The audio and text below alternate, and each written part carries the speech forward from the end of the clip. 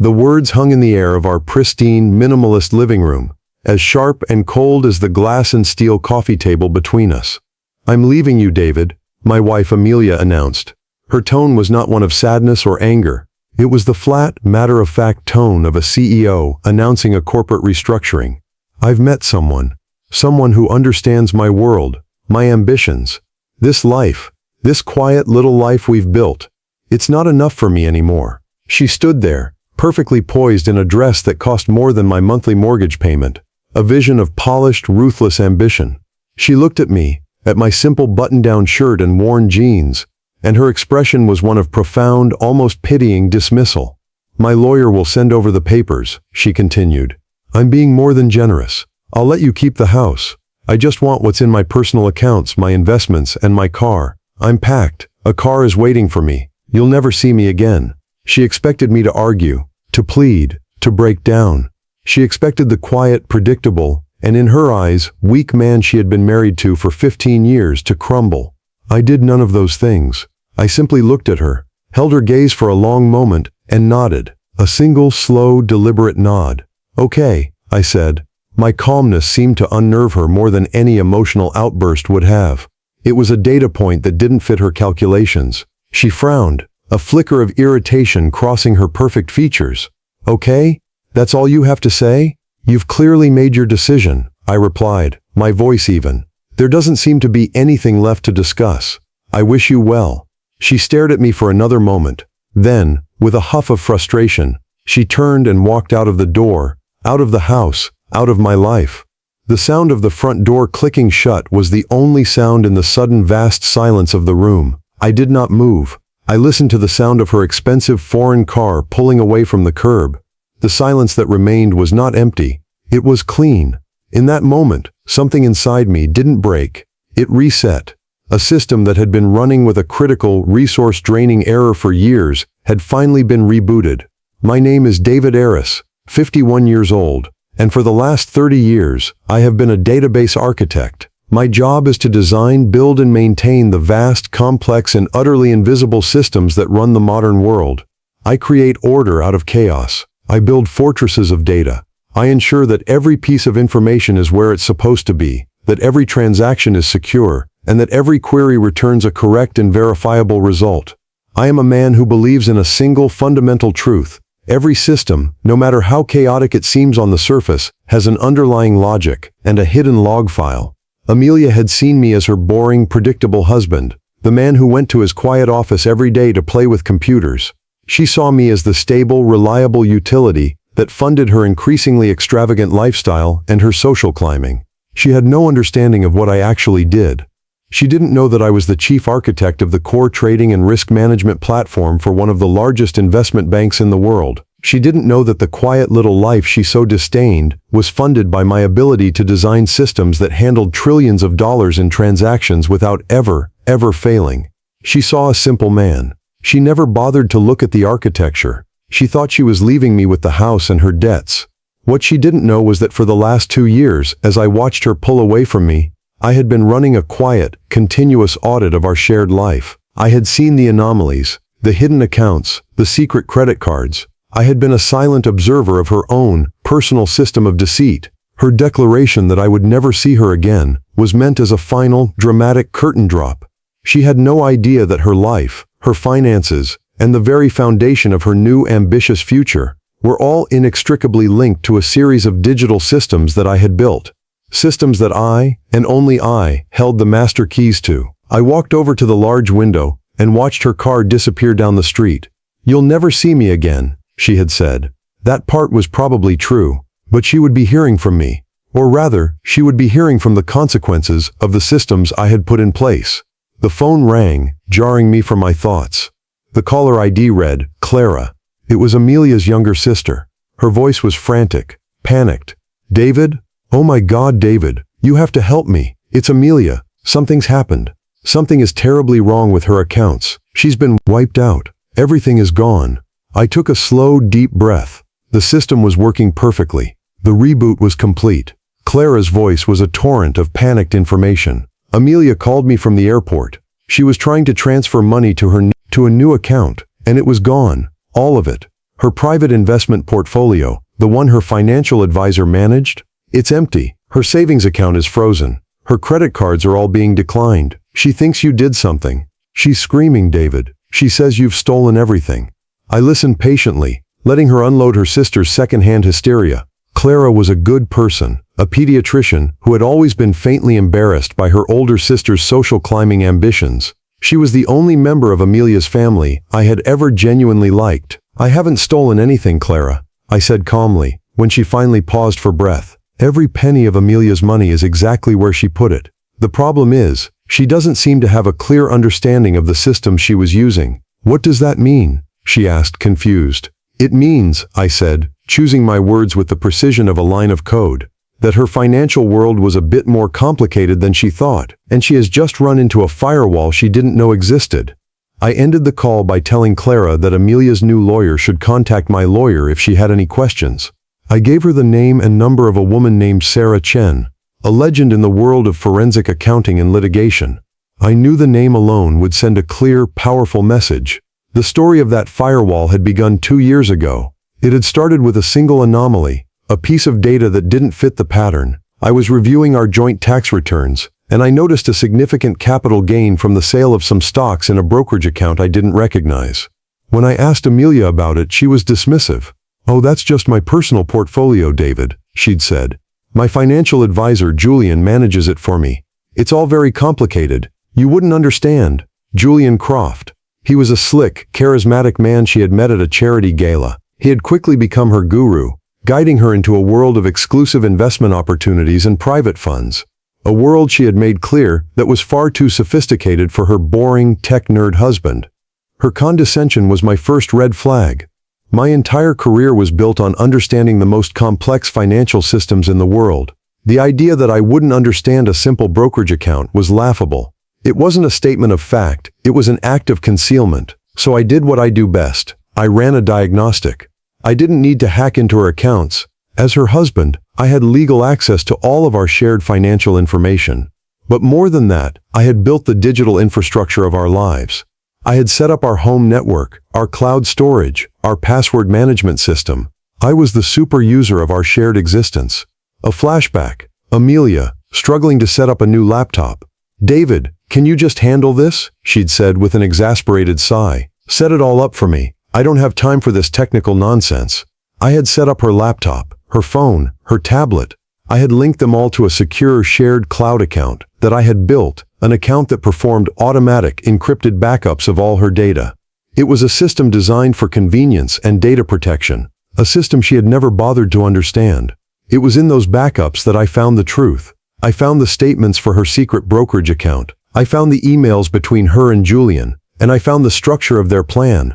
It was a classic scam, elegant in its simplicity. Julian was not a brilliant investor. He was a con artist.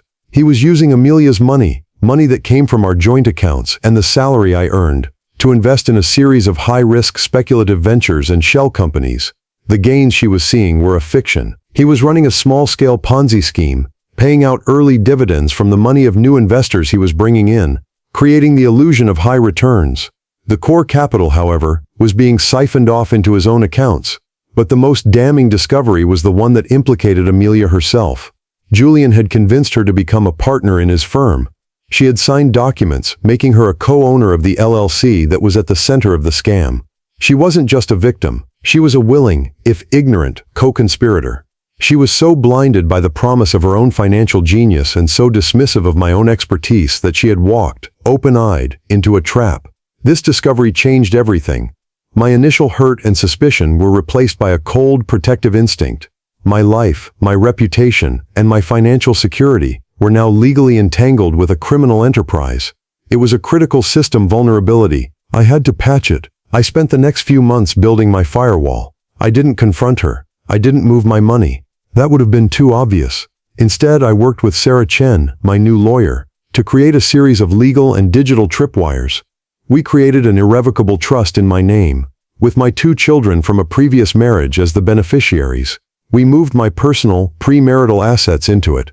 Then came the masterstroke. I knew Amelia's entire financial world, her brokerage account, her private investments, Her communication with Julian was managed through a single proprietary wealth management platform that Julian's company used. It was a standard off-the-shelf system, but they had customized it. It was full of security holes. I spent a weekend analyzing its architecture.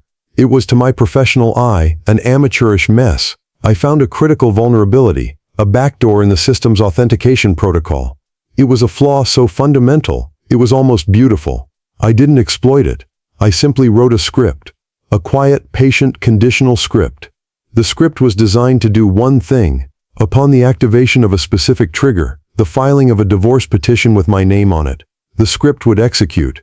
It would access Amelia's brokerage account through the system's own flawed security. It would not steal the money. It would simply transfer every liquid asset from her account into a secure third-party escrow account, managed by a court-appointed custodian. The funds would be frozen, pending a full forensic audit to disentangle her investments from the larger criminal enterprise run by Julian Croft. It was a digital quarantine, a perfect legal and completely devastating firewall. Amelia's panicked phone call to her sister was the sound of her hitting that wall at full speed. She thought she was leaving me. She had no idea she was triggering the lockdown of her own corrupted system. The days following Amelia's departure were a masterclass in controlled chaos, all of it happening on her side of the fence. My life, in contrast, became a sea of tranquility. The large modern house, which had always felt like a showroom designed to impress her friends, began to feel like a home. The silence was no longer a sign of a strained marriage. It was a sign of peace. My first priority was to establish a new secure baseline for my own life. I had the locks on the house changed. I systematically went through every room, packing up Amelia's remaining belongings. The clothes, the books, the art she hadn't deemed valuable enough to take into boxes. It was not an emotional process. It was a system purge, removing a corrupted user's files from the network. The boxes were moved to a secure storage unit, a neutral third-party location, awaiting disposition by the lawyers. I was creating a clean, defensible space. The legal battle began almost immediately. Amelia, presumably after her new partner Julian realized their shared pool of money had been frozen, hired a notoriously aggressive divorce lawyer named Richard Thorne. Thorne was a shark, known for his scorched earth tactics. His first move was a threatening letter to my lawyer, Sarah Chen. He accused me of illegal computer intrusion, theft of marital assets, and a malicious campaign of financial terrorism. He demanded the immediate release of the frozen funds and threatened both civil and criminal action. Sarah Chen's response was a work of art. It was a calm, dispassionate, 2-page letter. In it she explained that the funds had not been stolen but had been legally sequestered by a court-ordered escrow agent, pending an investigation into the financial activities of a certain Mr. Julian Croft and his investment firm. She pointed out that this action was taken to protect the marital estate from further exposure to what appeared to be a significant criminal enterprise. She attached as an exhibit a single document, the incorporation papers for Julian's LLC, which clearly listed Amelia as a managing partner. My client, Mr. Eris, she wrote, discovered his wife's unwitting entanglement in this potentially fraudulent scheme. His actions were not malicious. They were a prudent and necessary step to protect himself, and by extension your client, from catastrophic financial and legal liability. We are not just protecting my client's assets. We are protecting your client from a federal indictment. The letter was a strategic masterpiece. It reframed my actions from those of a vengeful husband to those of a responsible fiduciary. It shifted the focus from our divorce to Amelia's relationship with a criminal, and it presented her with a horrifying new reality. I wasn't her adversary. I was, in a twisted way, her only protection from a far greater threat. Thorne's blustering response was a demand for a 4-way meeting. He wanted a confrontation. He still believed he could intimidate me, that he could poke holes in our story. He was a man who brought a loud voice to a data fight. He was about to learn that data does not flinch. While the lawyers postured, I continued my own quiet work. I knew that the escrow account was only a temporary solution. To permanently sever my financial life from hers, I needed to prove that the money she had given to Julian was not just a bad investment, but was the product of a deliberate long-term deception that had started long before she had met him. I went back to the archives, to the digital log files of our life together. I was looking for a different kind of pattern, not of spending, but of communication. I analyzed years of our shared phone records, email logs, and social media data. I wasn't looking for evidence of the affair. I already had that. I was looking for a pattern of behavior, A narrative of her character. A flashback. A dinner party at our house. 5 years ago. Amelia was telling a story about a recent charity auction she had run. She was exaggerating her role, taking credit for the work of others, subtly inflating the amount of money raised. I remember feeling a vague sense of unease. It wasn't a malicious lie, but it was a lie designed to enhance her own status. It was a system built on flawed data. I started to search for other instances of this. I found dozens. Emails to friends where she had exaggerated my income to seem more impressive. Social media posts where she had presented a small personal gift from me as a wildly extravagant purchase. It was a consistent pattern of small, self-aggrandizing deceptions. She wasn't just lying to me. She was lying to everyone. She was building a brand, a persona, that was based on a foundation of falsehoods. This, I realized, was the key. Her involvement with Julian wasn't an aberration. It was the logical culmination of her character. She was drawn to him not just for romance, but because he was a reflection of her own aspirational dishonesty. He promised a life that was as beautifully extravagantly fake as the one she had been trying to build for herself. I compiled this data into a separate file. It was a psychological profile, told through data. It was a story of a woman who had become so enamored with the facade she had created that she had lost the ability to distinguish it from reality. It was a story I knew Sarah Chen could use, not to shame her, but to demonstrate a long-standing pattern of poor judgment and untrustworthiness to a judge. The fortress I was building wasn't just made of legal documents and financial firewalls. It was made of the truth in all its forms. The quantifiable truth of a bank statement and the qualitative truth of a person's character, as revealed by their own words and actions. Thorne and Amelia were about to walk into a room where both truths would be on full display. The meeting took place in a neutral conference room at a downtown law firm, a sterile, impersonal space that felt like a demilitarized zone. I arrived with Sarah Chen. I was calm. Sarah was, as always, impeccably prepared. Amelia arrived with her lawyer, Thorne, and to my surprise, her new partner, Julian Croft. Bringing him was a tactical error on their part, a display of arrogant defiance that would play directly into our hands. He was there to project an image of a powerful, successful man, the future Amelia had chosen. He had no idea he was walking into his own deposition.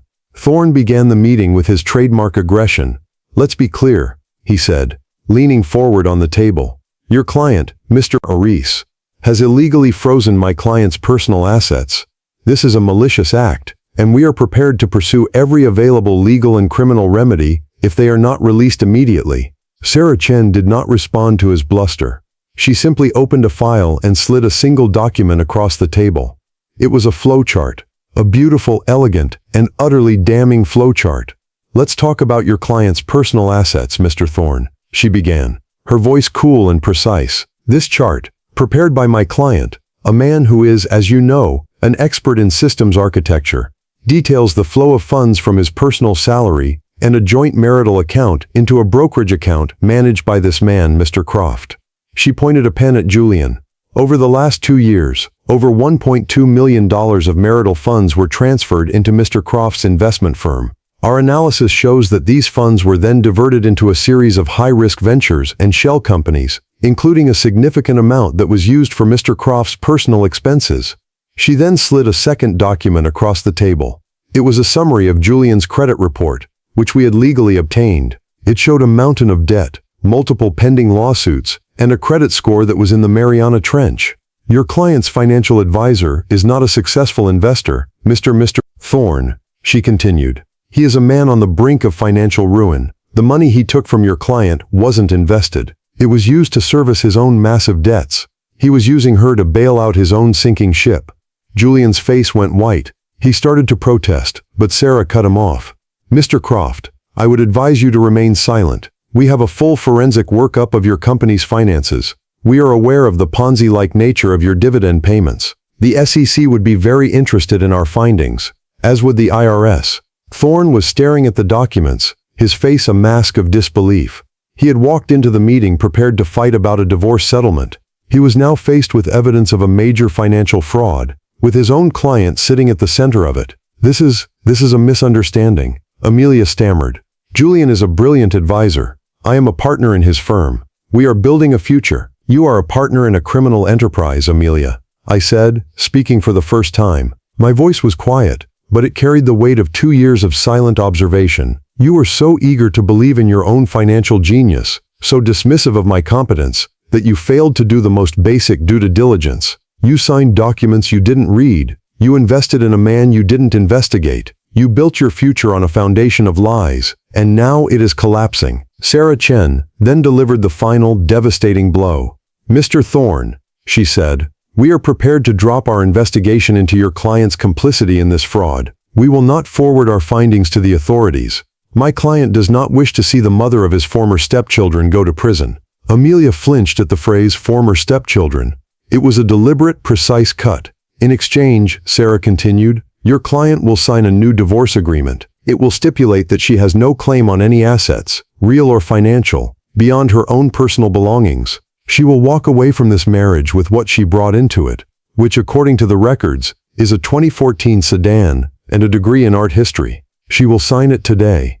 If she does not, this entire file, including the evidence of your client's co-ownership of a fraudulent investment scheme, goes to the U.S. Attorney's Office this afternoon. The room was silent. The choice was stark, brutal, and absolute. A quiet, clean exit with nothing, or a noisy, public, and potentially criminal implosion. Thorne looked at his client. He knew the fight was over. He had no moves left. Amelia was staring at me, her eyes filled with a new, terrifying emotion. It wasn't anger. It was fear. The quiet, boring man she had left behind had just demonstrated with cold, irrefutable logic that he held her entire future in his hands. He had built a system she had never seen, and she had just been informed that she was trapped inside it. The facade of the powerful, ambitious woman finally shattered, and all that was left was a frightened, foolish person who had made a catastrophic miscalculation. The man she had dismissed as irrelevant was the very architect of her ruin. The signing of the new divorce agreement was a quiet, pathetic affair. Amelia's hand trembled as she signed the document, her signature, a shaky, unrecognizable version of its former confident self. Julian Croft sat beside her, silent and defeated, a man whose elaborate con had been dismantled by a quiet database architect. Thorne witnessed the signature with the grim resignation of a lawyer who knew he had been completely and utterly outplayed. They left without another word. The powerful trio that had walked in an hour earlier slunk out of the room like defeated soldiers. The war was over. I had not just won, I had achieved a state of total systemic victory. The aftermath was a quiet unraveling. The escrow account was dissolved.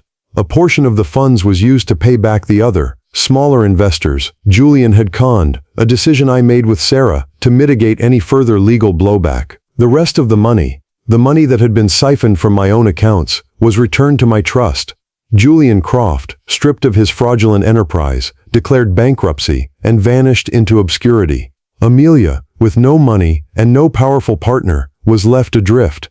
Her ambitious new life had been a mirage, and it had evaporated in the harsh light of reality. I heard through Clara that she had moved back to her hometown, living in a small apartment, working a retail job. Her grand ambitions had been reduced to the quiet desperation of a life she had tried so hard to escape.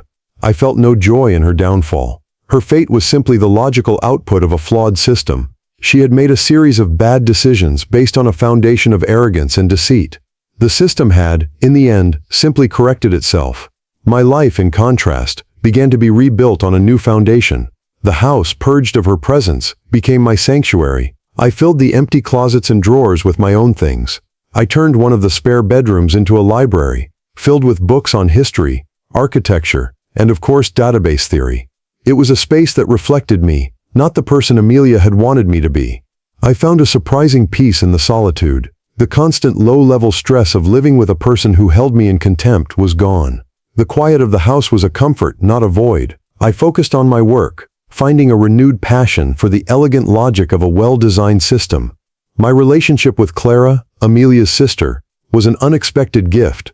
With the toxic presence of her sister gone, we were able to build a genuine friendship. She would come over for dinner sometimes, and we would talk for hours. She was a kind, intelligent woman who was carrying her own burdens of a difficult family. You know, she told me one evening, in a way you freed both of us. I spent my whole life being compared to her, being told I wasn't ambitious enough. Not like Amelia, You showed me that her ambition was just a house of cards.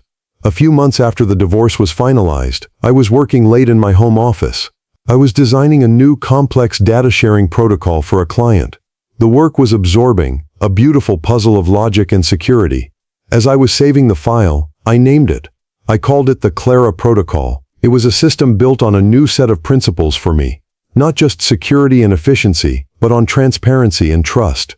It was a better system. My phone rang. It was Clara. "David," she said, her voice warm. "I'm at that little Italian place you like. I saved you a seat. Are you done playing with your computers for the night?"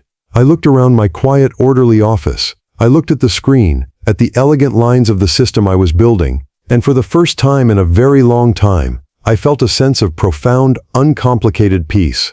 "Yes," I said, a smile spreading across my face. "I think I am. I'll be right there." I saved my work, shut down the computer, and walked out of my office, out of my house, and into the beginning of a new, better designed life. The old system had been rebooted. The new system was running perfectly, and it was built to last. Affairs. I had laid out the problem, the consequences, and the solution. The power dynamic had been completely inverted. The ball was now in his court, a court he had never actually had to play on before. The quiet satisfaction I felt was not of triumph, but of restored order. The numbers on the balance sheet were finally starting to make sense again. The weekend that followed our conversation was, I imagine, one of frantic discussion and panicked calculations at Michael and Ashley's house. The reality of a nearly $3,000 mortgage payment, plus late fees, had landed squarely in their laps. It was a sum their lifestyle of casual brunches and expensive coffee machines was not equipped to handle. My phone remained silent. This didn't surprise me. They were likely exploring every possible avenue before having to come back to me. They would be looking at their savings, a concept I suspected was largely theoretical to them, and finding them wanting. They would be scrutinizing their budget, a document that probably didn't exist in any formal sense. The arrogant, dismissive antagonists were being forced into a crash course in financial reality. On Monday morning, I received a call from my sister, Eleanor. "Arthur, I just had the strangest conversation with Michael," she said, her voice a mixture of confusion and concern. "He was asking me if I knew whether you were having financial difficulties." I had to smile. This was a predictable move. Unable to accept the truth, he was casting about for an alternative explanation, one that painted him as the concerned son rather than the cause of the problem. "And what did you tell him?" I asked, already knowing the answer. "I told him you were the most financially prudent person I know, and that if you were having difficulties, the entire global economy was probably on the verge of collapse," she said dryly. Then he started mumbling something about a misunderstanding with the bank. "Arthur, what's going on?" It was time to bring my ally into the inner circle. I took a deep breath. I've stopped paying his mortgage." I explained everything to her. The Thanksgiving call, the years of being taken for granted, the finality of my decision. I told her about our conversation on Friday, about framing it as a business decision. She was quiet for a long time after I finished. "Good for you," she finally said, her voice firm. "It's about damn time. You raised a son, not a dependent. It was a hard lesson to teach, but it sounds like you're the only one who could teach it." Her support was a relief. Having her understand the why behind my actions was important to me. She was the one person who had seen my growing frustration over the years. That afternoon, the inevitable happened. An email from Ashley landed in my inbox. The subject line was "checking in." The tone was a complete departure from her usual breezy, emoji-laden style. It was formal, cautious, and reeked of desperation. "Dear Arthur," it began, "I hope you are well. Michael and I were so sorry to hear that you've been having some financial concerns. We were, of course, very alarmed to learn about the missed mortgage payment. We have been in contact with the bank and are working to resolve the situation. We were wondering if you might have some time to talk later this week, to discuss the best path forward." It was a masterpiece of passive-aggressive corporate speak. The blame was subtly shifted to my supposed financial concerns. They were working to resolve a situation they had no idea how to resolve. And the request to discuss the best path forward was a thinly veiled plea for me to turn the money back on. I saw my son's hand in the phrasing. The vague, non-committal language of a mid-level manager trying to placate an unhappy client. They were still underestimating me, still treating me as a problem to be managed, rather than a person to be respected. My reply was concise and to the point. Ashley, thank you for your email. To be clear, I am having no financial difficulties. My decision to cease the mortgage payments was a strategic one, based on the terms of our informal joint venture no longer being met. The path forward is straightforward. You and Michael need to make the December payment immediately to avoid further penalties and credit damage. Once you have done so, you will need to continue making the payments on a monthly basis. The bank can provide you with the necessary information to set up direct payments from your own account. I am of course happy to provide you with copies of the past statements for your records. I am available to meet if you wish to discuss the legal process of having my name removed as co-signer, an action I believe would be in the best interests of all parties. Regards, Arthur. I hit send with a sense of finality. I had refused to play their game of misunderstandings and concerns. I had reiterated the facts of the situation and laid out the only acceptable solution. I had also introduced the next logical step, my complete financial disentanglement from their lives. The threat of removing myself as co-signer was a powerful one. Without me, they would have to refinance, an impossibility given their income-to-debt ratio and the now imminent black mark on their credit history. The carefully constructed world of my son and his fiancée was unraveling, thread by thread. The climax was approaching, and it would not be a shouting match, but a quiet surrender to the irrefutable logic of the numbers on a page. The meeting was set for the following Saturday. They chose a neutral location, a sterile conference room at a local library that could be booked by the hour. It was a telling choice, an acknowledgement that this was not a family get-together. This was a negotiation. I arrived 5 minutes early, a habit ingrained by decades of professional practice. I carried a slim leather portfolio containing my paperwork, the summary sheet, the chronological mortgage statements, and a copy of the original loan agreement. I was prepared. They arrived exactly on time, a united front of anxiety and resentment. Michael looked tired, the stress of the past week etched around his eyes. Ashley wore a severe black pantsuit, an outfit I suspected was meant to project an air of businesslike competence, but which only served to highlight her youth and inexperience. They sat opposite me at the long, polished table. "Thank you for meeting with us, Dad," Michael began, his voice strained. Ashley remained silent, her hands clasped tightly in front of her. "Of course," I said, my tone calm and even. I opened my portfolio and laid the summary sheet on the table, turning it so they could read it. I thought it would be helpful to start with the facts. Michael glanced at the paper, his eyes widening slightly as he saw the total figure, $62,154.75. He had never seen the cost of his lifestyle quantified in such stark terms. "As you can see," I continued, "my investment in this property has been substantial. For 2 years, I have covered the entire mortgage, ensuring that your primary asset was secure. This was based on an informal agreement, an understanding that in return for this significant financial support, a certain level of familial respect and inclusion would be maintained." Ashley finally spoke, her voice sharp. "We've always been respectful, Arthur." "Have you?" I replied, my gaze steady. "Was it respectful to inform me, 10 days before a major family holiday, that I was being excluded in favor of your parents? Was it respectful to treat me as a financial utility, to be relied upon but otherwise ignored? My phone calls with my son have become a litany of household problems requiring a financial solution. The relationship has become purely transactional. The Thanksgiving call was simply the final transaction in a long series of them, and it made me realize that the terms of our agreement were no longer being met. I let the words settle in the quiet room. They had no response. The truth, laid out so plainly, was irrefutable. "I don't expect you to pay me back," I said, a statement that seemed to surprise them. "Consider that $62,000 a final gift, a severance package, if you will, from our financial partnership. What I do expect is for you to take responsibility for your own lives, starting now." I pushed a second document across the table. It was a printout from the mortgage company's website, detailing how to set up online payments. "The December payment is now critically overdue. You need to pay it today. If you don't have the funds in your checking account, you'll need to transfer them from your savings, or, if necessary, use a credit card, though I would strongly advise against the latter due to the high interest rates."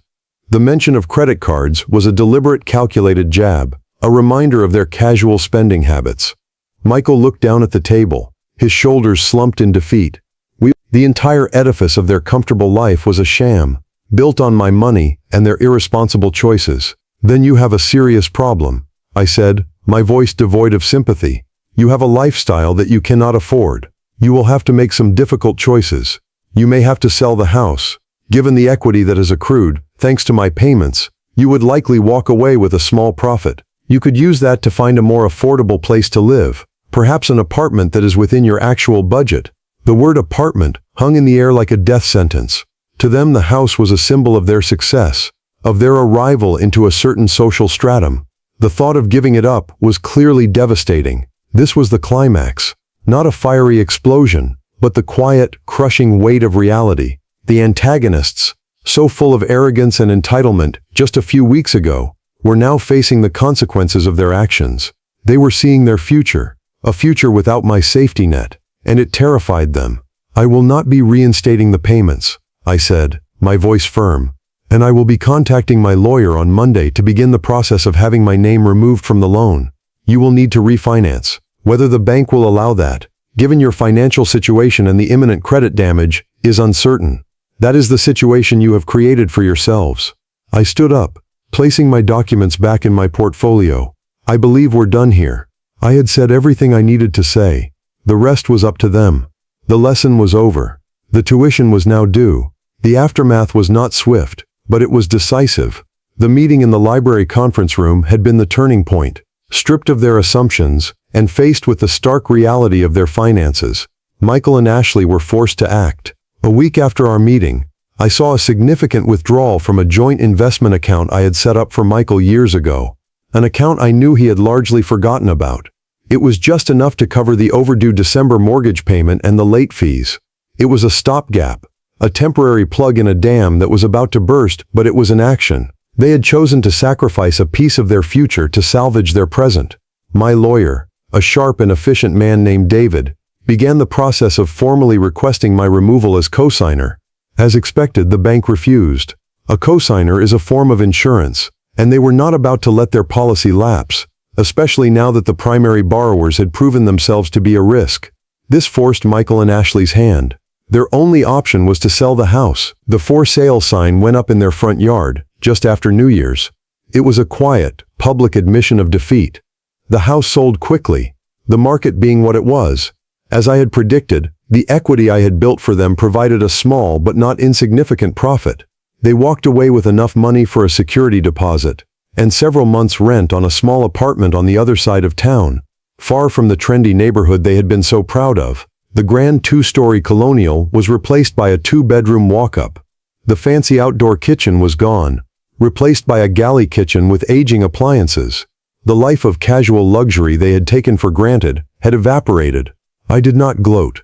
I felt a quiet, somber satisfaction. This was not a victory. It was a necessary, painful correction. It was the restoration of a natural order. A parent's job is to prepare their children for the world, not to shield them from it indefinitely. I had failed in that for many years, and this was the long overdue remedy. Our relationship, of course, was fundamentally altered. The phone calls ceased for a while. The silence was heavy with unspoken resentment. Then, one evening in early spring, my phone rang. It was Michael. "Hey, Dad," he said. His voice was different. The forced brightness was gone, replaced by a quiet, hesitant tone. I just wanted to call. No reason. We talked for a few minutes, about my work, about the weather. It was awkward, stilted, but it was real. It was the first time in years that he had called without needing something. It was a small, tentative step towards rebuilding something new, something based not on dependency, but on a shared, if difficult, history. A few weeks later, a letter arrived. It was a single sheet of paper, a handwritten note from Michael.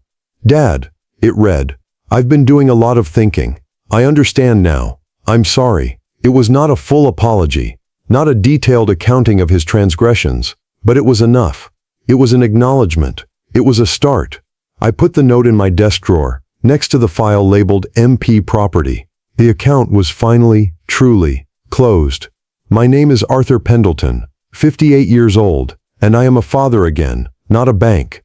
My son is learning to be a man, not a liability. The future is uncertain, as all futures are, but for the first time in a long time, our family's emotional balance sheet is starting to look solvent. And for an old accountant like me, that is a source of quiet, profound peace. The process of rebuilding was slow, like the recovery from a long illness. There were no grand gestures, no tearful reunions. It was a series of small, almost imperceptible shifts. The phone calls from Michael became more regular, once a week, usually on a Sunday evening. We talked about his new job. He'd taken a second part-time position at a local hardware store to make ends meet, and the challenges of apartment living. He complained about the noisy neighbors and the temperamental plumbing, but there was a new quality to his complaints. They were the grumblings of a man grappling with his own reality, not the veiled requests of a dependent. He never asked for money, not once. One Saturday, he called and asked if I needed a hand with anything around the house. "I'm getting pretty good at fixing leaky faucets," he said, a hint of self-deprecating humor in his voice. I told him my garage door had been sticking. He came over that afternoon. He brought his own tools. We spent a few hours working on the door, a simple shared task that felt more meaningful than any of the expensive dinners we had shared in the past. We didn't talk about the unpleasantness of the past winter. We didn't need to. The shared work, the quiet companionship, was its own form of communication. Ashley remained distant for much longer. I understood. Her dream of a certain kind of life had been dismantled, and she undoubtedly held me responsible. But even she began to thaw, slowly. I received a polite, if brief, birthday card in May. It was a small thing, but it was a signal, a crack of light in the wall she had built. The biggest change, however, was in me. Releasing the burden of their financial dependency had freed me in ways I hadn't anticipated. I had more disposable income, of course, but it was more than that. I had more mental and emotional energy. I started taking on new clients, more challenging and interesting work that I had previously shied away from, not wanting the extra stress. I reconnected with old friends. I even booked a trip to Italy, something I had talked about doing for years but had always postponed, telling myself I needed to keep my resources available just in case. There were no more just-in-case scenarios to worry about. My contingency plans had been for them, not for me. Now, I was finally planning for myself. I established a formal trust for my future grandchildren, to be managed by an independent trustee. It would provide for their education, a legitimate and structured form of support, not the chaotic, on-demand funding I had provided for Michael. It was a lesson learned, a mistake I would not repeat. The relationship with my son was not what it once was. The easy, unthinking closeness of his childhood was gone forever. In its place was something more complex, more adult. It was a relationship between two men who had been through a difficult, clarifying fire. It was marked by a new, hard-won respect. One evening, Michael called me. He and Ashley had just signed a new lease on their apartment. "We got a slightly better interest rate on our credit cards," he said, and I could hear the pride in his voice. "We've been paying them down every month. Our credit score is slowly starting to recover." It was a small victory, but it was his. He was learning the language of financial responsibility, the quiet satisfaction of managing one's own affairs. "That's good, son," I said. "That's very good."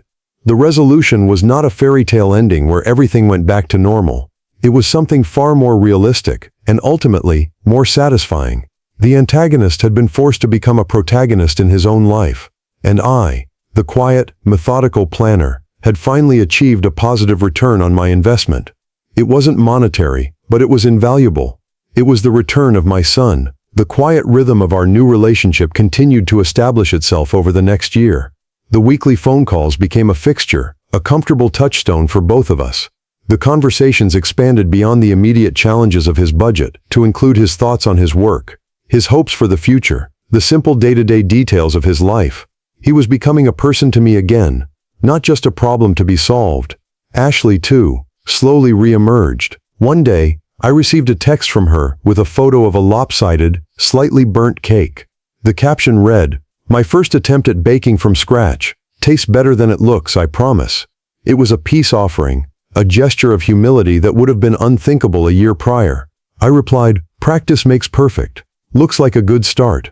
I knew how much that small admission of imperfection must have cost her. It was a sign that she, too, was learning to live without the pretense that had once been so important to her. My role as an ally had shifted. I was no longer the silent financial backer. I became a sounding board, an advisor. Michael would occasionally ask for my opinion on financial matters. A new savings account he was considering, a question about his taxes. I would give him my professional, objective advice, the same as I would for any client. I never offered to do it for him. I taught him how to fish. I no longer provided the fish. He had to learn to do the work himself. This was the core of our new contract. One of the most telling moments came a few weeks before Thanksgiving, almost a year to the day from the inciting incident. Michael called me. "Hey Dad," he said, his voice steady.